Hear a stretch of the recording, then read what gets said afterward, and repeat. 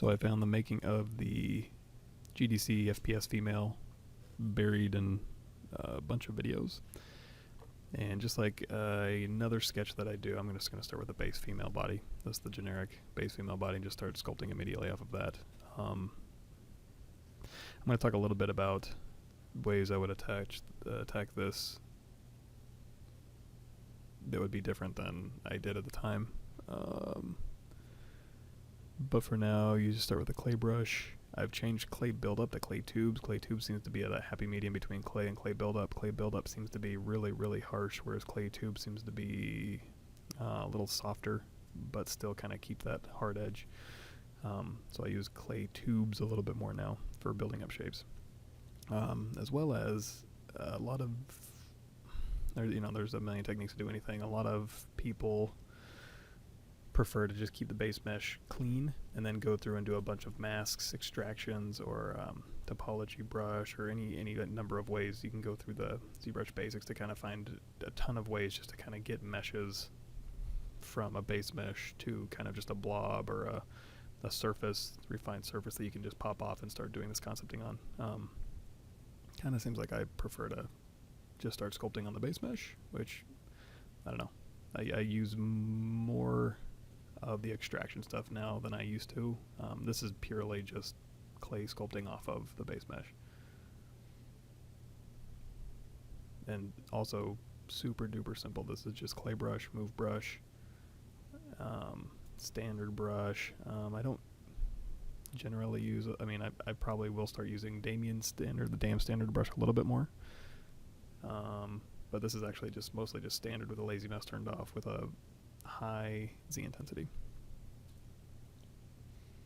And like I said, I'm going to talk a little bit about things that I wouldn't do anymore as I see them, or techniques that you can try instead of doing it this way. You can try another way. Like I said, there's a million different ways to skin a cat, especially when you're talking concept in ZBrush.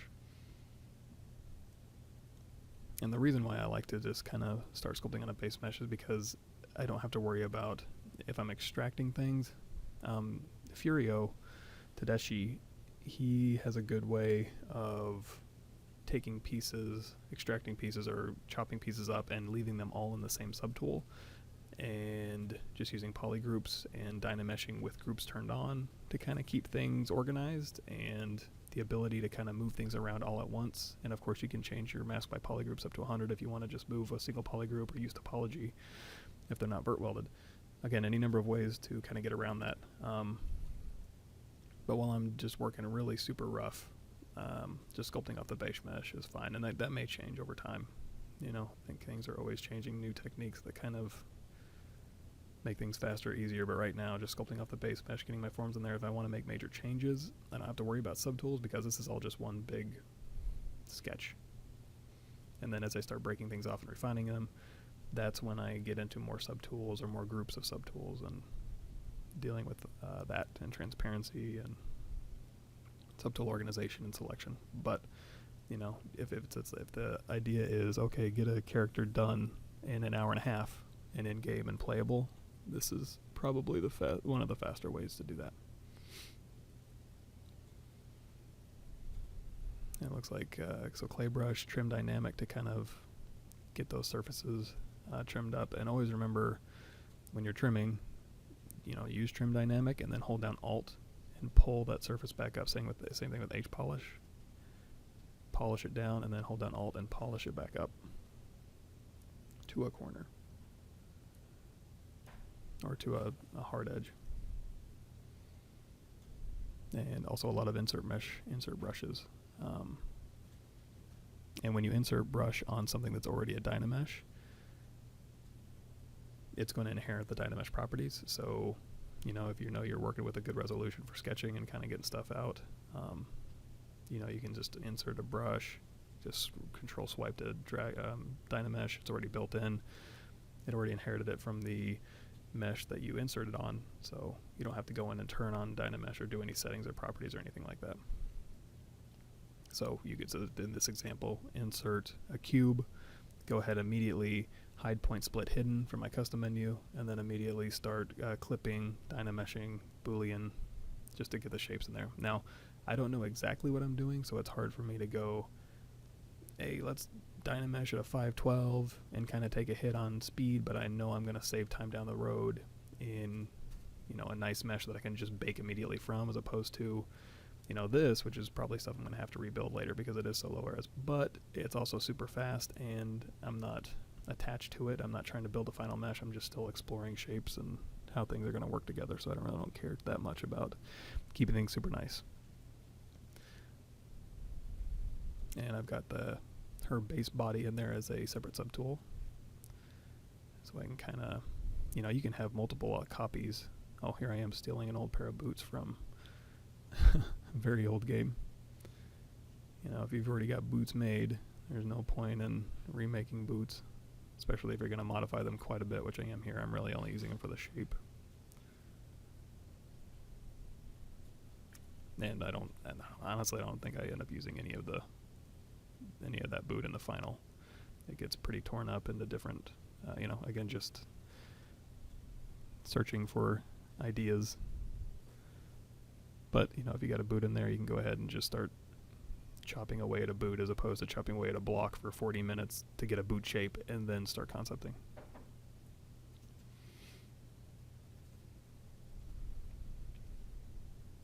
But anyways, yeah, dropping in insert brushes and then starting to modify those at a lower res and kind of feel it out.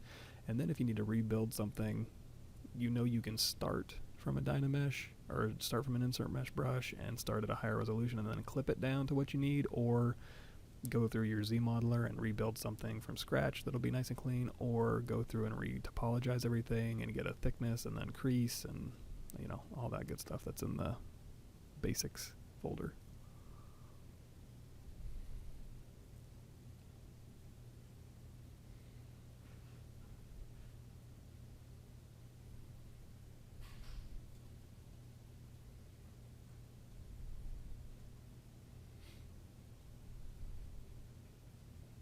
And again, I didn't know exactly what kind of pants that she needed or any of that stuff, so it's easier for me just to do a lazy mouse line and clay brush and just kind of build up. And if I don't like it, I can just smooth it down, try again, as opposed to masking and extracting and moving it around and then realizing I don't like it that much. I mean, I guess either way is fine because you can always clip and cut and whatever you need to do to an extracted mesh.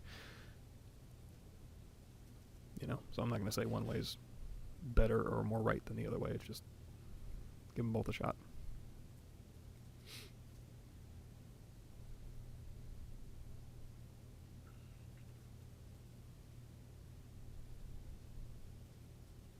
Again, most of this process is super simple. You're going to see clay brush, H-polish, clay tubes, mask, extract, maybe a little bit of topology brush to just to get some quick shapes on top of things. Insert cube is done a lot. That's another thing. I probably should put it somewhere. Joseph Just has a insert mesh brush for the Z modeler, and I've added a couple things to it that I found a little bit more useful. So I might make that available, or at least talk about it, and you can make your own based on what you find most useful and why. Like the 16 and the 32 and the 8 cylinders across various axes. I like actually using Z-Modeler, using the polarized cylinders as opposed to the rounded. I don't know how to explain it, but drop those in there. And now I've done big cuts, so it's not all one mesh yet, but really she's only the big shapes are, she's starting to get broken up into more pieces. She's got 25 subtools right now, but her pants are still mostly one big sculpted shape. Her chest is still mostly one big sculpted shape. Yeah, she's got stuff on her. And like I said, Furio tends to keep all of these things. Like, he would have 5 subtools now, and his pants would be the boots, the knee pads, and all this stuff as the lower body. And then he would use, when he dynameshes, he would just have groups turned on and just be dynameshing that way. I tend to break things down into subtools faster, or earlier, I should say.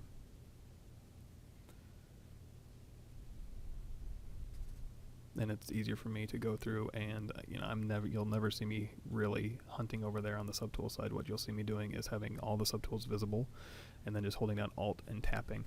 if I ever need to see just a few subtools, what I'll do is Alt tap it, hold down Shift, and that little bent arrow underneath the subtool menu, I'll shoot it to the top and do that for all the subtools I want to see, and then go through and turn visibility off on everything just by having something selected, turning the eyeball off. And there will be a subtool organization video what I'm talking about here. And then I can just show what I need to show, turn transparency on to kind of get stuff situated, and then turn everything back on. And it goes fairly fast. And I'm never hunting and pecking over there in the subtool menu.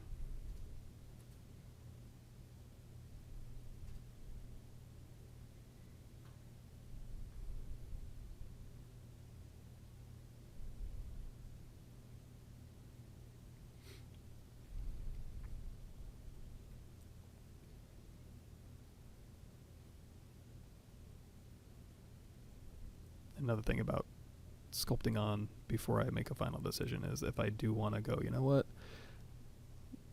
this piece, I've sculpted it on there and it looks pretty good, again, I can just throw a cube on there and rebuild it really quickly as a concept sculpt that's like an extracted mesh. Or I can rebuild it nicer and it'll be more of like a final, ready to bake version of it.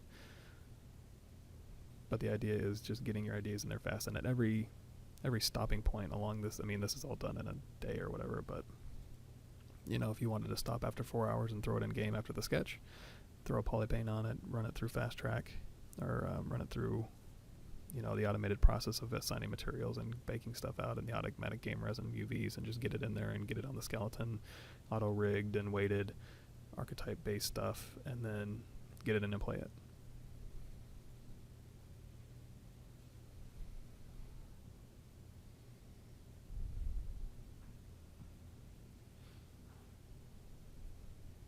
And if this is more of a mech hand, you know, I would still maybe do a rough concept of each finger. But then if I was going to do like a really detailed finger, you know, for a first-person shooter, it might make sense to make more detailed hands because they're right there in your face in the camera view. But, you know, I might make one nice mech finger. I would concept it first and get it in and play it and make sure everything's working. And then if I was going to go a little bit more final, I would make maybe one cool finger and then duplicate that across. But obviously this is more gloves based, so I think all these little pieces in here, I'll rebuild the knuckle and then duplicate that across. The fingers themselves are just going to be a sculpted piece, or maybe possibly rebuild and then refined with details. But this is still sketch. This isn't sketch refine or anything. I mean, I've broken it up into quite a few subtools, but I still wouldn't consider this sketch refine. This is still just basic stuff.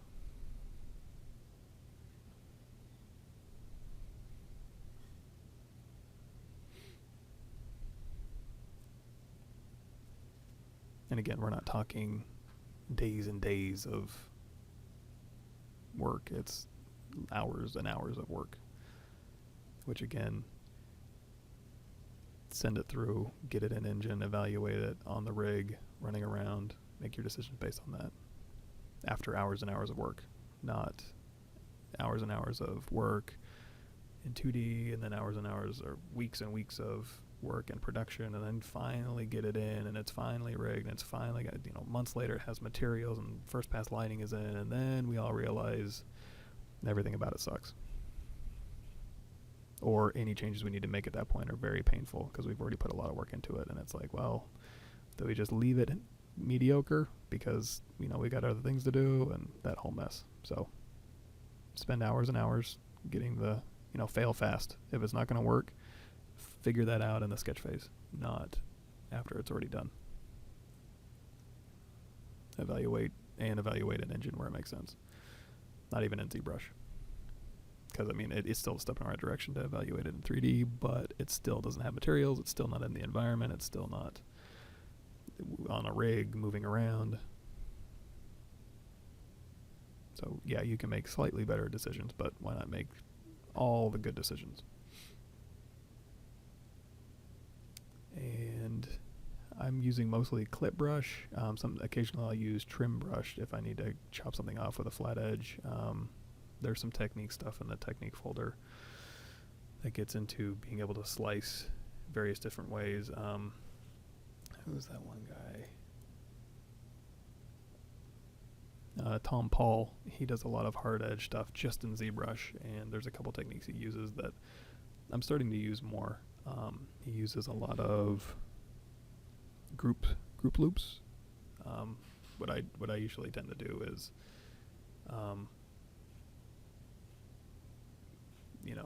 Control W mask and group, and then refine from there to what's it called? Transpose modeling and stuff like that. But groups loops is a really fast way if you turn down polish, just to kind of get a really quick slice, nice seam that'll give you a little bit of hard edge stuff. And this was just shadow box, really quick shadow box. If I'm going to make a gun, I can really quickly block out the body in a matter of minutes, and it'll be good enough for preview purposes, because I know all this is going to be is tucked into a holster for the most part. If I'm going to pull it up under the screen and make it an actual weapon, at least I know where everything needs to go. I don't have to sit there and have my image planes out and model this thing for 6 or 7 hours getting everything just right, when I can just go in for about 30 minutes and block in all these shapes. And then even assign materials. I don't really remember how far I take this, but it stayed, even the final stayed actually pretty sketchy, which was fine for the prop it was being used as. And the holster there, so I kind of sculpted the holster on her side, and then I know that I can take it, pop it out into its own subtool, and then throw it right in the middle. I can hit unify. That'll throw it in the middle, but also change the scale, so be careful of that. Or you can just move it to the middle manually, and then do a mirror and weld, and then just work across symmetry, so you can get it done a little bit faster. You have your gun in there as a proxy for determining where it needs to go. And then, of course, since I did hit unify, I can rescale it out and then save off a copy. And I'll always have a file to go back to, like, oh, this is my handgun file, so I can always hop back into the source for that. But the placeholder's now been refined and replaced.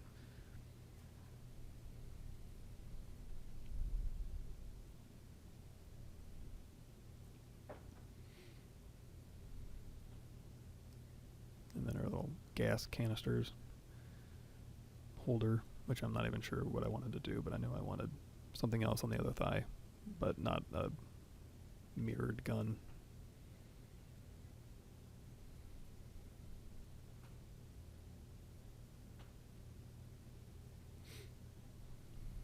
And, looking at this now, it's like, well, I probably would have Z-modeled this. If I'm going to make a gas canister or something, I could have very easily gone in there and started with a cylinder and just made a really nice sub-D model.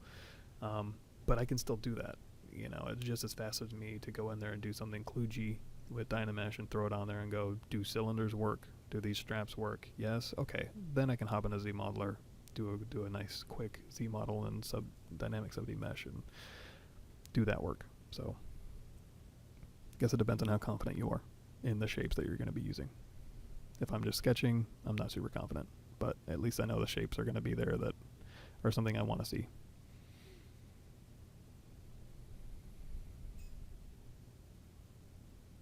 And even there, I can throw in some cylinders, do a quick punch in some holes and see, is that going to work? No?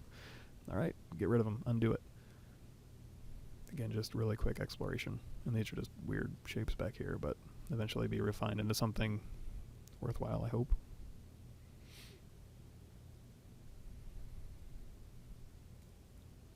And even at this point, I was doing this for GDC, so I was trying to get it done really quick, and I didn't even have a second pass to go through and go, is any of this really working? It was more, okay, the shapes are in there, it seems okay, I'm going to just start refining. You know what I mean? So ideally, you would be like, okay, the shoulder pad is an interesting shape.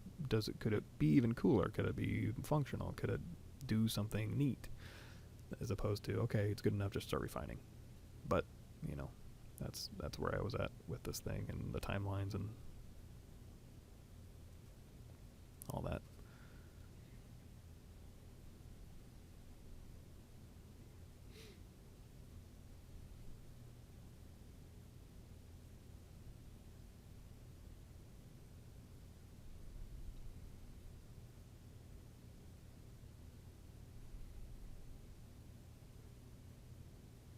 And there's actually a trim brush I think it's a trim circle or something where you can actually just aim your camera where you want to just push a trim straight back or hold down Alt and pull a trim straight forward, and it just trims a circle back or forward. It's really useful for like countersunk little screw ports and stuff. You can give that a shot. Or you can insert a cylinder and soften one of the edges like I do, or whatever. You can just use mask and transpose or whatever.